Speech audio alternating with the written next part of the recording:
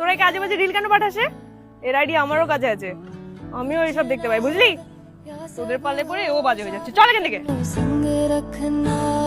আচ্ছা দাদা, আমার ভাই বুঝতে পারে না যে কোন কালারটা ওর উপরে যাবে, তা বলে তুমি ওকে ব্ল্যাক ধরিয়ে দেবে? এটা কোনো কালার? আমি কি করে বুঝবো ম্যাম? ধরুন আপনি একে পিঙ্ক কালারের টি শার্ট দাও, পুকি বানাও, পুকি।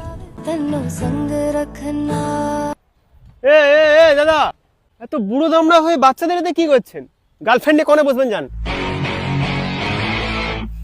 এই তুই দাঁড়া।